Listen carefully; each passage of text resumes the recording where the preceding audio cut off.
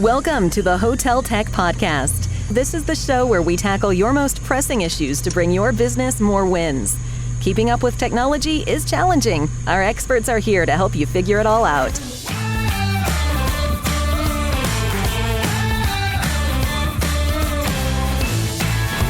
Here's your hosts, Glenn Hausman and Estella Hale. Hey everybody, and welcome back to the Hotel Tech Podcast. I'm your host, Glenn Hausman. Of course, with me, the wonderful and incredible co-host, Estella Hale. She, of course, is the Chief Product Evangelist with SHR, and that stands for Scepter Hospitality Resources, and she's one of the top tech minds in our incredible industry. Estella, how are you today? I am doing great. So excited to be doing another episode. Cannot believe we're already on episode 8 and so excited about our guest and our topic for today. Yeah, I got to tell you, I'm having a little bit of an out-of-body experience here, thinking that we're 8 episodes in already. And if you have been listening out there, you have not caught our last show. Our last show featured Chuck Valentino, the VP for Vagabond Incorporation, where he manages and implements all hotel and franchise procedures. And he was joined by Jordan Hollander, the co-founder of HotelTechReport.com, and we discussed all about how to buy technology, the efficiencies to doing it, what you really need to think about, and that was such a great show. Estella, I got to tell you, I'm excited today. I think today is going to be a really special one as well. I agree. We're tackling a new and exciting topic that hotels should be aware of, and we're bringing an expert mind from the industry. So let's introduce Sanjay. And speaking of expert minds, we got Mr. Sanjay Wahi. He's the VP of Product Management at Sojourn. Sanjay, great to have you on board today. Great, thanks. It's great to be here. Well, let me tell you, I'm excited to have you on board because one of the things that we've been talking about a lot here in the Hotel Tech Podcast, and quite frankly, everywhere that I go, is the whole idea of driving direct demand. And you seem to know all about this particular topic. So, what are your first thoughts about why we need to drive direct demand in hospitality? Oh, well, that's a really great question. I think, for every business that's out there, you want to have a direct relationship with your customer as much as possible. And so we know in travel, and especially in hospitality, there's quite a few intermediaries that play their parts. But I think, having a direct relationship with your end customer is valuable for a number of reasons. You can get more information about them so that you can give them a better experience. You can also use that information to help, upsell or cross-sell them different things that they could do at your property before they even arrive. And then also you can leverage that data for ongoing loyalty purposes as well. So I think it's important from a variety of facets of why you want to have that direct relationship. Yeah, makes sense. And Sanjay, I was just going to mention the hospitality industry at the end. It is an industry that will end up serving that client during the stay. It is definitely an industry where that relationship with the client will directly impact how they're served from the moment they are welcomed throughout their stay. So I think particularly for this industry is something that we should be paying close attention, and it's something that we've heard throughout our different guests, that direct demand, that direct relationship, that first interaction all the way through serving the guest is very important. That's absolutely correct. And, consumers these days are very much digital consumers. So their formation of the opinion of what they believe about your hotel starts very early on, before anyone even contacts someone at the hotel. So, everything from your presence on Instagram to what your reviews say on TripAdvisor to how your website performs in a mobile setting, like all of these things have an impact on how consumers think about your brand. And so it's very important that you set the right tone with them early on, especially with an eye towards digital consumers. So how do you go ahead and do something like that? Because it seems to me that, your guests, while they in theory would like to book direct, that's not really how they're booking.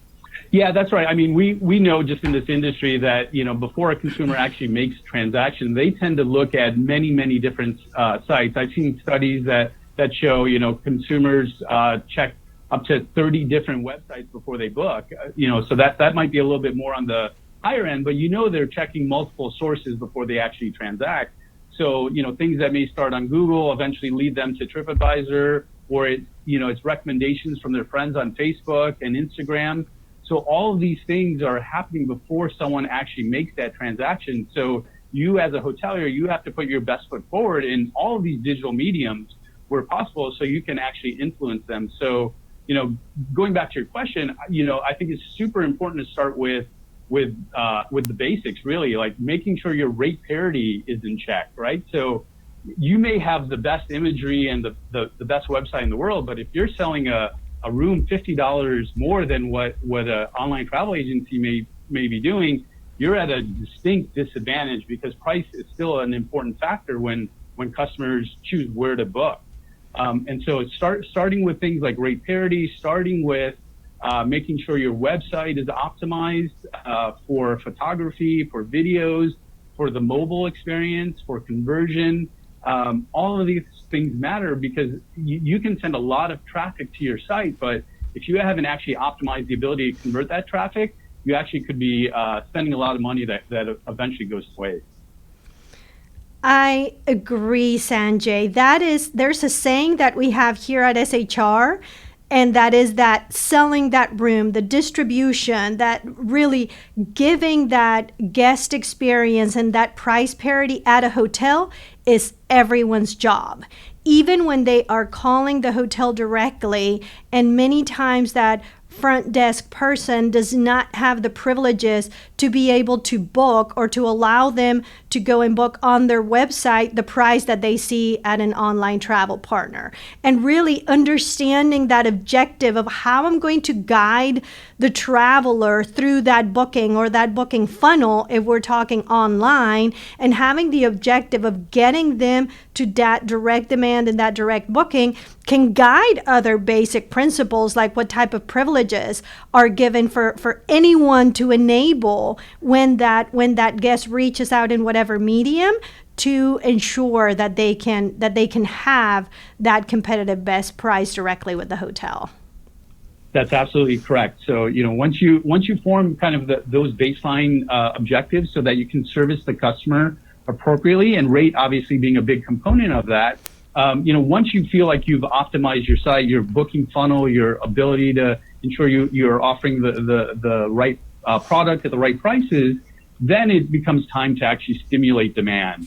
And that's where you really need to start really understanding, okay, how do consumers make that journey? So how do they actually make that transaction? How does Google play in that ecosystem? How does Instagram, how does Facebook, Pinterest, all of these different touch points that consumers have online actually do have an impact on how that end customer eventually books. All right, so here's a real basic question. How do they have an impact on the way people book, and how can you affect that? Really good question. So I think part of that is, segmenting your customers. So, you have loyal customers that tend to transact. They tend to know which brands that they like to stay with. They may respond more towards email marketing, and depending on the location that they're going to, they will act more like a loyal customer in many ways, even though the concept of loyalty is also starting to break down because many consumers are parts of many different loyalty programs.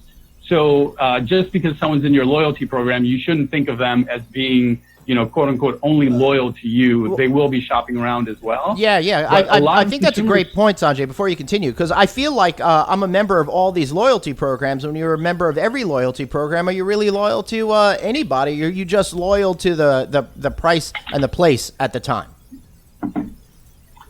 And again, I think it's going to vary by consumer and consumer segment. There are some folks where their number one priority is location. They just want to be as close to that conference center to where they're going for that meeting as possible. And so, price is less of an object for them.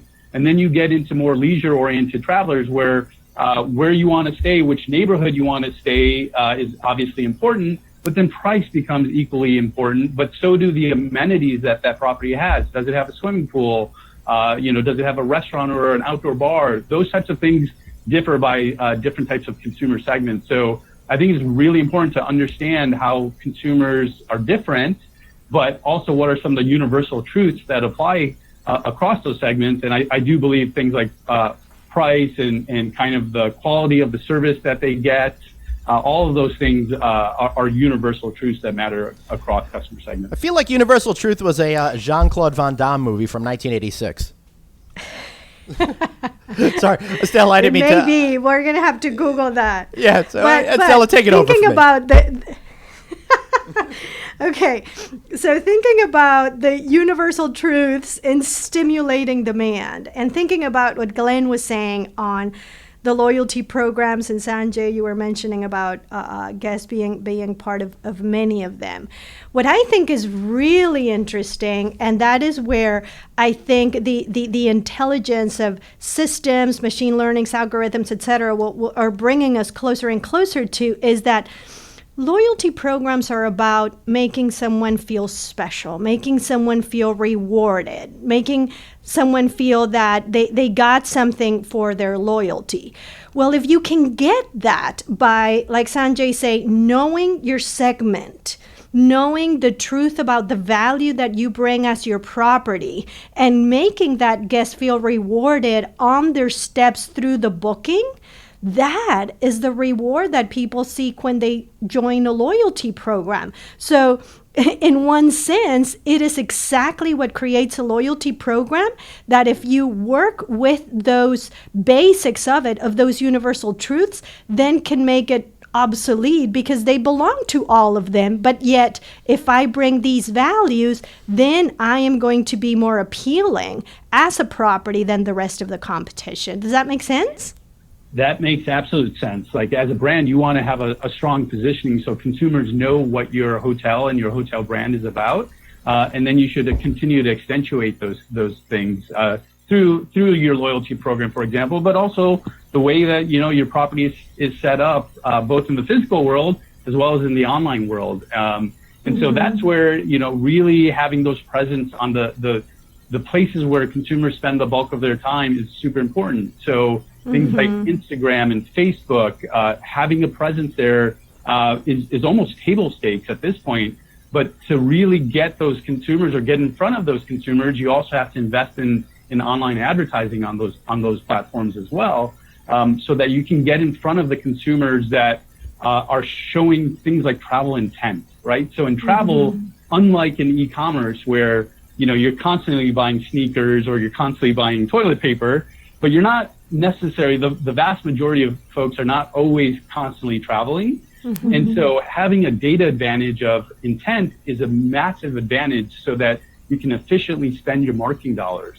So knowing people who are looking to travel or express that intent is very important, even in channels outside of search, which is, search is all about intent and showing your AdWords or your Bing ad in front of the right consumer. But even in things like display advertising, knowing that someone is in market for a trip to New York and putting your ads in front of that person is actually very valuable versus kind of a spray and pray approach. I believe that is something that will change as we see moving more towards intent versus this approach of a traveler attribute, because you could have very specific traveler attributes, but it's depending on the intent of the traveler that what they're searching for is going to be different. So I really think that moving from guest attribute to travel intent is going to be something that we're going to be seeing more and more, and that targeting and that digital ad spend, et cetera, is going to be shifting towards, or maybe it's already there. It's very much already there. I mean, you mentioned machine learning before. I mean, when you think about companies that are leading edge when it comes to digital marketing, they are employing very sophisticated machine learning techniques so that they can look at what's happening in real time. So what are the data events that consumers are showing? What are they searching for? What are they visiting online?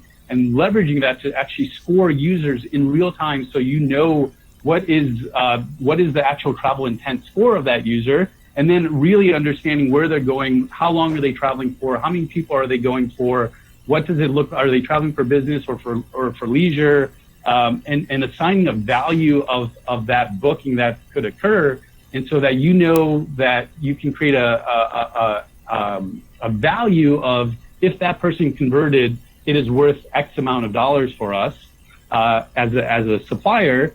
and then leverage that information to actually spend the money appropriately across these different digital ad channels. So one thing I don't understand is, how does machine learning understand whether or not I'm traveling for business or leisure? It certainly understands my intent that I want to travel to a certain destination, but my needs are probably going to be very different if it's a family vacation or I just need to be near a location for a meeting or whatever it might be. Yeah, it's a really good question. And, unless someone books, and explicitly tells you that they're traveling for business, teasing that out is more of a probabilistic approach, meaning I have to look at the different data elements associated to that search or that booking that tells me whether or not I'm going to classify that as a 80% likelihood that this person is traveling for business by saying, oh, they're leaving on a Monday, returning on a Thursday, they're going to New York, those types of things, versus having a Saturday night stay and traveling with 3 other people, right? And so the probability scores get calculated based off the different data elements related to that search or that booking. Yeah, it makes total sense. And how about, Sanjay, does it also depend on what specific type of data they're searching? If they're searching first for a particular event and then looking for accommodations, for example, or if they're looking for accommodations first and dates versus the event, does that play a part as well? It does in many ways, but in other ways, that linear transaction flow doesn't always exist, right? So again, there's some consumers that may follow that pattern of first I'm going to book my flight and then I'm going to book my hotel and then everything else I'm going to do there. But then you have other consumer segments that first want to find that hotel and then we'll go figure out what flights work for them. And so the traditional linear booking process doesn't necessarily work so well these days. And so consumers find inspiration through many different points, and you have to be able, again, to absorb that data across what they're doing in these different platforms, make sense of that information, and tie that back with information that you should have as a brand as well. So you talked about kind of a profile that tends to be more based off past behaviors, but isn't necessarily forward indicative. But if you can couple what's happening or what the intent signals are, couple that with what you already know about that consumer, that becomes very powerful for what to potentially advertise to the consumer as well. All right, that's all coming together. But how does the nuances between this differ between a major branded hotel or an independent hotel? Because I feel as if, and again, I'm not speaking as an expert, but if I have a branded hotel, I might not need to worry about some of the nuances of what you're talking about because I've got big brand watching my back. But that might not be the same case with an independent property. Yeah, I think, across both segments, you still need to think about these things and plan for them appropriate. But, as an independent hotel, you don't necessarily have the same budgets and the same amount of spend that a Hilton or a Marriott property might have. But you do have other advantages. If you're more of a boutique type of hotel or you have a unique location, you need to understand what is it about your property that resonates with guests, and kind of accentuate those things and leverage that when you're actually running your digital marketing campaign. So essentially use that information in the creatives as well, and you can stimulate demand, right? So the fact that you don't necessarily have a massive budget doesn't mean that you shouldn't be trying to get in front of those travelers that are coming to your city. So you should invest in kind of getting in front of what I would call unknown travelers, or those who haven't necessarily already looked at your website or searched for your property. So you can stimulate demand that way. But before you even do a lot of that, you should be maximizing the ability to get people who have already visited your website to come back and book, or people that are explicitly searching for your property on Google and other search engines, to put your ad there, because oftentimes the online travel agencies are also bidding on your brand keywords, but those are much lower down in the marketing funnel, so to speak, and so those people are expressing quite a bit of intent to stay at your property, and you should get your ads in front of those folks so that you can direct that traffic directly to your website. I agree. I think also from an independent perspective, they have a little bit of more freedom, maybe not the budget of the brand, but they do have a little bit of more of freedom to differentiate that uniqueness as independents. Absolutely right. Absolutely correct. Okay. But for example, I'll give you a great example. Please. I was in Chicago a couple of weeks ago, and staying at the Virgin Hotel in Chicago. They've got this amazing rooftop bar, and if you're in Chicago in July and the weather's nice, that is a great thing to advertise and just express the fact that exists, because I wouldn't have necessarily known that unless I had actually, gone into the hotel and went up top there. Yeah, absolutely. Such a good brand as well. So what are some of the strategies that you might have, for example, with dealing with Facebook, for example? Yeah. So with Facebook, the first thing to realize with Facebook is that it's more than just Facebook. It's Facebook, it's Instagram, it's Messenger, it's WhatsApp. Like, they own I believe 3 of the top 5 apps globally. And so, Facebook is this massive ecosystem with billions of users, that are using their services. And so, any business of any sort needs to be present on the Facebook ecosystem. And so the way you advertise on Facebook is different than the way you advertise, let's say, on Google. Right. Where in Google, on the search side, it's very much keyword oriented. On the display advertising side, it's more about audiences and knowing kind of who's in market to travel. And you can leverage your own CRM data and all those things and activate that. You can do similar things in Facebook, but Facebook also brings a wealth of its own data to bear as well. So they've gone and classified users with certain different travel intent as well, and they have specific ad units that are catered towards hotel seekers or for flight seekers across different parts of the funnel. So they may have things like dynamic ads for travel, which is effectively, if you're a hotel chain and you want to reach people that are searching for your property and have been on the brand site, well, now you can go and run a campaign on Facebook specifically to reach the same consumers, whether on Instagram or on Facebook, and get your ad in front of them. They also have ad units that are a little bit higher up in the funnel, things like trip consideration, where people have expressed an interest to travel. And again, you can then bid to show your ads to those same type of users as well. It sounds like you would have to have different types of ads for different types of reasons, because if someone is thinking about traveling, it might be different than someone that has to be in a city on a specific day. That's right. You should tailor your creative to the where you believe that audience is within that funnel. So, for example, on a retargeting type of advertising, things like showing the price become very important because that person has already gone to your website. They've likely already looked at different dates of travel and different price points.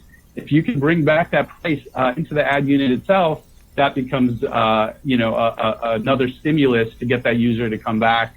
Versus if they're a little bit higher up in the funnel, advertising the unique properties of your property become important, and having that distinction to inspire them a little bit more becomes more critical versus kind of lower down in the funnel, let's say. That is so interesting, Sanjay. So this to me speaks directly of what you were mentioning earlier on stimulating demand.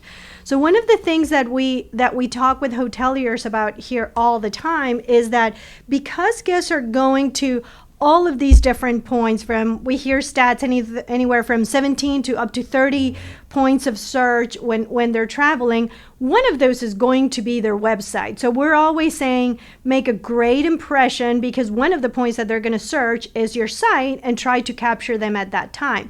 But like you were saying, it depends on which step they are in the funnel that they're able to capture them there or not. So having this concept of, yes, I will try to capture them if they're at that point at the funnel, but if they're not, using these trip considerations to stimulate demand with these targeted ads sounds like the very next thing you should be doing, other than making sure they have a great experience of booking once their intent is to book. That's correct. And just because someone's visited your website doesn't always mean that, they are going to book with you. And because of this, browsing between 17 to 30 plus sites, it means that consumers are looking for more information. And that information could be more information about the property, looking at some videos, some photography. It could also be, very much about the rate itself. Understanding, are they getting the best price possible through booking directly, or are they going to get a better price through a third party? Also looking at things like reviews impact them as well. And so, again, consumers are looking for information that eventually will cause them to book. You as a hotelier, you want to make sure that you provide them with the right level of information at the right step of their journey so that they book directly with you versus having to go through a third party. So the question I have then, Sanjay, is do you even need to say, hey, book direct? Because a lot of the major hotel brands seem to be focused on that particular type of strategy. But I think about it from a consumer point of view. I really don't care where I'm going to be booking, if it's direct or through an OTA necessarily. I care about the price I'm going to get and the service that I feel I'm going to get at the property. That's right. Yeah. As a consumer, you want to understand the benefits of booking, right? And so oftentimes consumers book through third parties because it's just an easier way to book. They already have your information. They may have your credit card information stored. They make it very easy for you to transact. You can compare against multiple properties. So, there are some advantages that the OTAs have beyond just the marketing budget and the brand cachet. So you as a independent hotelier, you have to also bring to bear, your own distinct advantages as well. So again, you have to level the playing field as much as you can so that you get your share of that direct consumer demand. Thank you, Sanjay. No, I think that's great. That's excellent, and I agree. For hotels, from a hotelier perspective, it is important that we keep in mind, all of the benefits of getting the guest to book direct, but what does it mean to the guest? Right. So as we do many times when we're positioning any product, when you're positioning your hotel product, your rooms, your packages, etc., to go into the mind of your guest and to maybe many times do searches as a guest through social media, through, like you said, the ecosystem of Facebook, Instagram, WhatsApp, all the way through looking at your site and then just coming back and seeing it with the eyes of the consumer. That's right. And, there are things hotels can do, like, if you book direct, you qualify for custom upgrade offers, for example.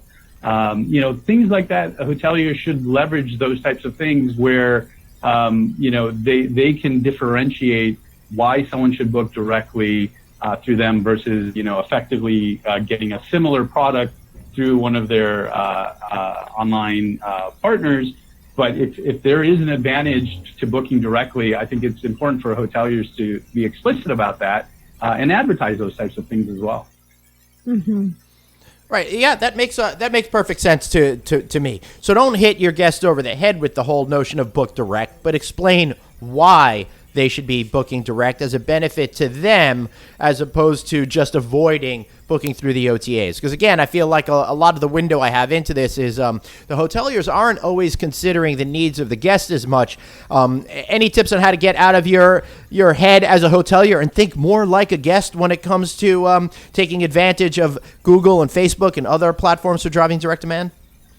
Yeah, if I was running my own hotel, one of the first things I would do is make sure that I've, done the basics. So rate parity is there. My online presence has been optimized. I don't actually overwhelm guests when they come to my website. So I don't show them too many rates and too many packages. I show them, the right imagery, the right types of videos. I experiment all the time. I do all of those types of things to really optimize my booking flow. And then I would go and definitely invest in where kind of consumers are spending their time. So Google is a great example where, AdWords is a phenomenal way of driving direct demand to different websites. But, that's also evolving with the advent of Google Hotel Ads. So when you now go and you search for a property or for hotels in a given market, you're going to start to see ads show up that also have the rates right next to them. And those are different ad units than the Google, what was traditionally known as AdWords ads. Those are the Google Hotel ads. And so those things are starting to morph more and more together, especially in a mobile environment where the screen real estate is less and less. And so, Google is trying to provide more information to the consumer right up front so that they can click and make that booking as fast as possible.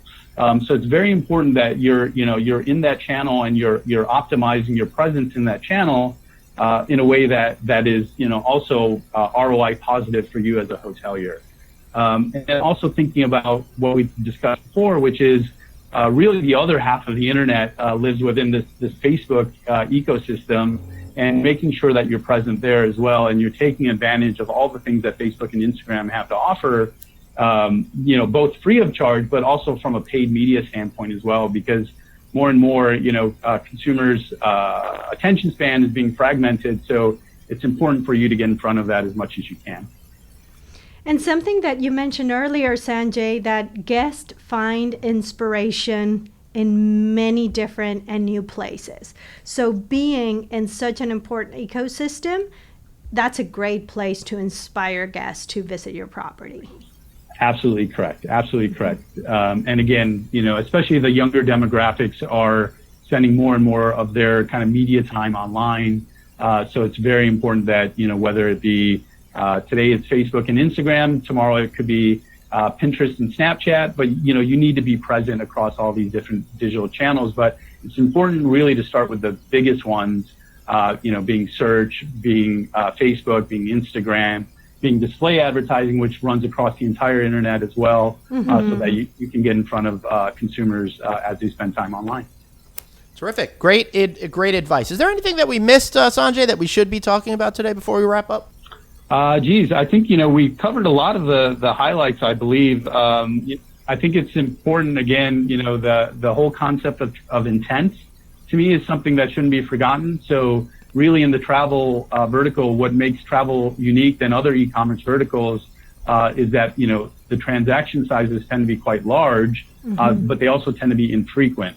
And so knowing who's in market is very important so that you can effectively spend your media dollars. Great. I think that's absolutely terrific advice. Estella, any final thoughts before we kick it back to Sanjay? No, I think we covered pretty much everything that was our intention today. I think a couple of great takeaways from here is that hotels have that power to stimulate demand. They can take that the ability to work in ecosystems like Facebook with the billions of users that it has, and look at that intent of purchase as something additional to the traditional just guest profile. So I think just very encouraging in everything that hotels can do today, and hopefully some really great points that they can take from the podcast. Yeah, I think that's absolutely right. And I think intent. That's a big lesson to take away from today. But one more lesson to take away from Sanjay, how can we find you? Tell us a little bit about Sojourn and what you guys do over there before you wrap up. Sure. So Sojourn is very much focused in the travel ecosystem. So we work across multiple verticals. We have an enterprise division and a property and destinations division as well. And on the property and destinations division, a lot of what we do is help hoteliers market to travelers and get them to book directly. So, we offer the ability for hoteliers to advertise in display advertising, in native advertising, in search, both across AdWords and Bing. We also work on Facebook and Instagram as well. And the idea being, being present in all of these channels so you can stimulate demand across the funnel, if you will, and get consumers over to the site and get them to book direct so you can benefit from having that direct booking for all the reasons we discussed before. And one of the unique things we do also is we offer a pay on the stay model where as a hotelier, you don't actually have to outlay the media up front, meaning you don't have to allocate a budget, but instead you pay on the back end, meaning if Sojourn drove a consumer to book directly at your site, then we share in that revenue. And so it's a very cash flow friendly model for hoteliers where they don't have to actually budget upfront, not knowing how it's going to perform, and only pay a company like Sojourn if we drive the results that they're looking for. Wow, that's pretty awesome prospect right there. I like it. So be sure to check out Sojourn at sojourn.com. That's SOJERN. Any phone numbers or anything you want to give out there? It should be on the website. I haven't memorized that one. Oh, well, who has? I got to tell you something. I've lived in this house that I'm talking at from you right now for 5 years. I still have no idea what the phone number is. So just check them out at sojourn.com. That number would be on the website. So thanks so much for being here today, Sanjay. It was great having you as a guest. Thank you. I appreciate Glenn and Estella. Thank you for your time. Thank you. So Estella, can you believe it? 8 episodes in the books right now. So exciting, so fun, and still so much to talk about. I mean, it is incredible and fascinating, this industry, and just the amazing people that we get to talk to. We sure do get to talk to some amazing people. So for all you listeners out there, thanks for listening. Be sure to check us out, each and every one of our episodes. It's been really exciting, and let us know with whom we should be speaking to. You can drop us a line. You can email me at glenn@rouse.media, and or just check out novacancynews.com. You can link with us there as well. And be sure to listen to this podcast and any of the past shows on SHR's website. That's shr.global, and of course on the No Vacancy News Network as well. And if you want to subscribe to our newsletter, just text the word hotel to 66866. That's the word hotel to 66866. Thanks so much for listening to the Hotel Tech Podcast once again. And for me and Estella Hale, thanks for listening. We'll see you next time.